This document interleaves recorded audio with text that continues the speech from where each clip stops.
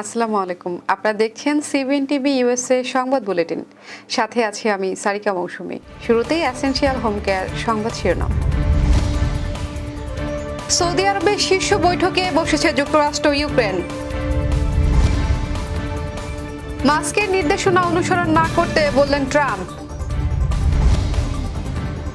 পতিত স্বৈরাচার নৈরাজ্য সৃষ্টি করতে বিপুল অর্থ বিনিয়োগ করছে দাবি ডক্টর ইউনূসের। এবং পঞ্চগড়ে বিএসএফ এর গুলিতে বাংলাদেশের মৃত্যু। শুনছিলেন এসেনশিয়াল হোম কেয়ার সংবাদ শিরোনাম। এবারে বিস্তারিত। রাশিয়া ইউক্রেন যুদ্ধ সমাপ্তির লক্ষ্যে শান্তি চুক্তির লক্ষ্যে আলোচনা করতে সৌদি আরবের শীর্ষ বৈঠক হতে যাচ্ছে যুক্তরাষ্ট্র ও ইউক্রেনের মধ্যে। আগামী সপ্তাহে জেদ্দায় এ বৈঠক অনুষ্ঠিত হবে বলে যুক্তরাষ্ট্রের বিশেষ দূত স্টিভ উইটকফ জানিয়েছেন। এক বিবৃতিতে সৌদি সরকার জানায়, ইউক্রেনে দীর্ঘমেয়াদী শান্তি প্রতিষ্ঠার প্রচেষ্টার অংশ হিসেবে তারা এই আলোচনাকে স্বাগত জানায়। প্রথম দফায় রাশিয়া ও যুক্তরাষ্ট্রের মধ্যে আলোচনা হলেও সেই বৈঠক ছিল না ইউক্রেনের কোনো প্রতিনিধি। সে সময় ইউক্রেনের প্রেসিডেন্ট জেলেনস্কি বলেছিলেন, এটি খুবই অদ্ভুত যে আমাদের কৌশলগত অংশীদাররা আলোচনা করছেন, কিন্তু আমাদের সঙ্গে কোনো আলোচনা হয়নি। গত 28 ফেব্রুয়ারি হোয়াইট হাউসে জেলেনস্কি ও ট্রাম্পের মধ্যে উত্তপ্ত আলোচনার পর এটি যুক্তরাষ্ট্র ও ইউক্রেনের মধ্যে প্রথম উচ্চ পর্যায়ের বৈঠক। ওই বৈঠকের পর ট্রাম্প ইউক্রেনকে সামরিক সহায়তা ও গোয়েন্দা তথ্য বন্ধ করে দেন। যুক্তরাষ্ট্রের সাবেক প্রেসিডেন্ট ডোনাল্ড ট্রাম্প সরকারি সংস্থাগুলোর প্রধানদের ইলন মাস্কের নির্দেশনা অনুসরণ না করার পরোক্ষভাবে অনুমতি দিয়েছেন। এর ফলে মাস্ক ও ট্রাম্পের মধ্যকার ঘনিষ্ঠ সম্পর্ক নতুন আলোচনার জন্ম দিয়েছে। সম্প্রতি এক ফেডারেল আদালতের বিচারক সরকারি ব্যয়ের ক্ষেত্রে মাস্কের ভূমিকার বৈধতা নিয়ে প্রশ্ন তুলেছেন। বিশেষ করে মাস্ক ফেডারেল কর্মীদের 48 ঘন্টার মধ্যে কাজের বিবরণ জমা দেওয়ার নির্দেশনা দিয়েছেন এবং তা না করলে পদত্যাগ করতে হবে বলে হুমকি দিয়েছেন। এই নির্দেশনার বৈধতা নিয়েই প্রশ্ন তুলছেন অনেকে।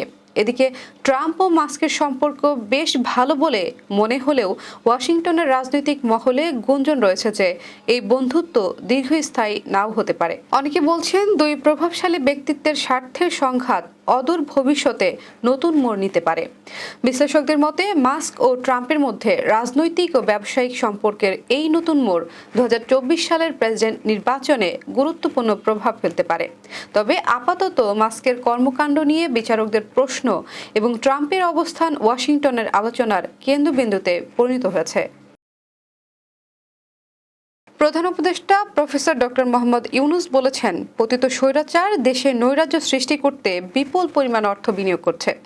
আমাদের এখন ততটাই সতর্ক থাকতে হবে যেমনটা আমরা যুদ্ধের মতো পরিস্থিতিতে আছি। নারী ও শিশুদের নিরাপত্তা রক্ষায় সর্বোচ্চ জনগণ সজাগ থাকুন। নিপীড়নের বিরুদ্ধে সামাজিক ঐক্য গড়ে তুলুন। একে অন্যের পাশে দাঁড়ান। একটি সুন্দর ও শান্তিপূর্ণ সমাজ গড়তে সরকারকে সহযোগিতা করুন। শনিবার সকালে ওসমানী স্মৃতি মিলনায়তনে আন্তর্জাতিক নারী দিবস অনুষ্ঠানে তিনি এসব কথা বলেন। তিনি বলেন, আজকের বিশ্বে নারীরা যতটুকু অধিকার আর স্বাধীনতা চর্চা করতে পারছেন, এর পুরোটাই তাদের আন্দোলন সংগ্রামের মাধ্যমে অর্জন করতে হয়েছে। আন্তর্জাতিক নারী দিবসের সূচনা হয়েছিল নারীদের অর্থনৈতিক ও রাজনৈতিক সংগ্রামের মধ্য দিয়ে। বাংলাদেশেও নারীরা ন্যায্য অধিকারের জন্য যুগ যুগ ধরে সংগ্রাম করে এসেছে। তেভাগা থেকে ব্রিটিশ বিরোধী আন্দোলন, ভাষা আন্দোলন থেকে মুক্তিযুদ্ধ, বাংলার নারী সমাজ সক্রিয় ভূমিকা রেখেছে। তিনি বলেন, ইতিহাসের অনেক বীর নারীদের আমরা ভুলে গেছি, তাদের অবদানের কথা জানি না, কিন্তু জুলাই কন্যাদের নেতৃত্ব ও আত্মত্যাগের কথা আমরা কিছুতেই ভুলে যেতে দেব না। প্রধান উপদেষ্টা বলেন, জুলাই গণঅভ্যুত্থানে অংশ নেওয়া নারীরা বিভিন্ন সময় আমাকে তাদের সংগ্রাম ও আশা আকাঙ্ক্ষার কথা জানিয়েছেন। আমরা যে নতুন বাংলাদেশ গড়ার স্বপ্ন দেখছি, নারীদের অংশগ্রহণ ও তাদের অধিকার নিশ্চিত করা ছাড়া তা সম্ভব হবে না। এই অধিকার প্রতিষ্ঠার জন্য নারীদের সাথে পুরুষদেরও সহযোদ্ধা হয়ে কাজ করতে হবে। অনুষ্ঠানে স্বাগত বক্তব্য রাখেন মহিলা ও শিশু বিষয়ক মন্ত্রণালয়ের সিনিয়র সচিব মমতাজ আহমেদ এনডিসি। পঞ্চগড়ে ভারতীয় সীমান্তরক্ষী বাহিনী বিএসএফ এর গুলিতে আলামিন নামে এক বাংলাদেশি যুবকের মৃত্যু হয়েছে। শনিবার ভোরে পঞ্চগড় উপজেলা সদরের আমরখানা ইউনিয়নের ভেতরগড়ে 744 মেইন পিলার 7 নম্বর সাব পিলার এলাকায় এই ঘটনা ঘটে। নিহত আলামিন সদর উপজেলার হারিভাষা ইউনিয়নের জিন্নাতপাড়ার সুরজ আলীর ছেলে। বিজিবি ও স্থানীয় সূত্র জানায়, শুক্রবার রাতে আল আমিন সহ কয়েকজন যুবক ভারতীয় ওই সীমান্তে গরু আনতে যায়। এ সময় তারা ভারতে অনুপ্রবেশের চেষ্টা করলে 46 বিএসএফ ব্যাটালিয়নের ভাটপাড়া ক্যাম্পের টহলে থাকা সদস্যরা তাদের গুলি করে। সকালে সেখানকার আবুলপাড়া থেকে প্রায় 50 গজ ভারতের ভেতরে মরদেহ পড়ে থাকতে দেখেন স্থানীয়রা। নীলফামারী 56 বিজিবি ব্যাটালিয়নের অধিনায়ক লেফটেন্যান্ট কর্নেল শেখ মোহাম্মদ বদরুদ্দোজা জানান, মরদেহ হস্তান্তরের জন্য বিজিবি ও বিএসএফ এর মধ্যে পতাকা বৈঠকের আহ্বান জানানো হয়েছে। এবার কর্ণফুলী ইনকাম ট্যাক্স সংবাদ শিরোনাম। সাউথ জার্সিতে জিম হুইলান স্মৃতি পুরস্কার পেলেন বাবুল। এবিএএমটির উদ্যোগে নিউ ইয়র্কে ইফতার ও দোয়া মাহফিল। আবার স্বাগতম সিবিএন টিভি ইউএসএ সংবাদ বুলেটিনে। শুনছিলেন কর্ণফুলী ইনকাম ট্যাক্স সংবাদ শিরোনাম। এবারে বিস্তারিত। যুক্তরাষ্ট্রের সাউথ জার্সিতে জিম হুইলান স্মৃতি পুরস্কার পেয়েছেন বাংলাদেশ অ্যাসোসিয়েশন অব সাউথ জার্সির সভাপতি জহিরুল ইসলাম বাবুল। গত 2 মার্চ এগ হারবারের রিল্যান্ড ওয়াইনারির মিলনায়তনে অনুষ্ঠান আটলান্টিক কাউন্টি ডেমোক্রেটিক পার্টির 50তম বার্ষিক কনভেনশনে তাকে এই পুরস্কার দেওয়া হয়। ডেমোক্রেটিক পার্টির অগ্রযাত্রা ও কমিউনিটি সেবায় অবদান রাখায় তিনি এই পুরস্কার পেয়েছেন। পার্টির চেয়ারম্যান মাইকেল সুলেমান কনভেনশনে তার হাতে সম্মানসূচক ক্রেস্ট তুলে দেন। কনভেনশনে আটলান্টিক সিটির মেয়র মার্টি স্মল, দক্ষিণ এশীয় আমেরিকান ডেমোক্রেটিক নেতা আব্দুর রফিক, সোহেল আহমেদ, সুব্রত চৌধুরী, হাবিব রেহমান, ইশরাত জাহান, লাকি চৌধুরী উপস্থিত ছিলেন। পবিত্র রমজান উপলক্ষে ইফতার ও দোয়া মাহফিলের আয়োজন করেছে association of Bangladeshi American money transmitters and agents.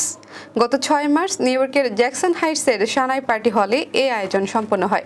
এতে প্রবাসী বাংলাদেশিরা অংশগ্রহণ করেন। অনুষ্ঠানের প্রধান অতিথি ছিলেন নিউ ইয়র্কে বাংলাদেশের কনসাল জেনারেল মোহাম্মদ নাজমুল হুদা। প্রধান আলোচক হিসেবে বক্তব্য দেন এবিএএমটির প্রধান উপদেষ্টা মোহাম্মদ মালেক। ছিলেন এবিএএমটির উপদেষ্টা মোহাম্মদ আলাউর রহমান ও AHM কাদের। এতে শুভেচ্ছা বক্তব্য রাখেন বিশিষ্ট ব্যবসায়ী ABCCI এর চেয়ারম্যান ও রাজনীতিবিদ গিয়াস আহমেদ, বাড়ি গ্রুপের CEO Asef Bari Tutul, New York Bangladeshi American Lions ক্লাবের প্রেসিডেন্ট রকি আরিয়ান ও সাপ্তাহিক ঠিকানার সম্পাদক MM শাহিন। এবিএএমটির প্রেসিডেন্ট মাসুদ রানা তপন স্বাগত বক্তব্য সংগঠনের কার্যক্রম এবং বৈধ পথে রেমিটেন্স পাঠানোর গুরুত্ব তুলে ধরেন। তিনি বলেন, প্রবাসীরা রেমিটেন্স পাঠিয়ে বাংলাদেশের অর্থনীতিতে গুরুত্বপূর্ণ ভূমিকা রাখছেন। দেশীয় প্রতিষ্ঠানগুলোর মাধ্যমে রেমিটেন্স পাঠানোর প্রতি আমরা সর্বদা উৎসাহিত করি। এবিএএমটির সাধারণ সম্পাদক ASM উদ্দিন পিন্টু বলেন, বাংলাদেশের রেমিটেন্স প্রেরণকারী প্রতিষ্ঠানগুলো প্রবাসীদের সেবায় প্রতিশ্রুতিবদ্ধ। আমরা চাই এই উদ্যোগ আরও বিস্তৃত হোক। দর্শক, এই ছিল সিবিএন টিভি ইউএসএ সংবাদ বুলেটিনে। শেষ করছি পরবর্তী বুলেটিন দেখার আমন্ত্রণ জানিয়ে। এতক্ষণ সাথে থাকার জন্য ধন্যবাদ সবাইকে।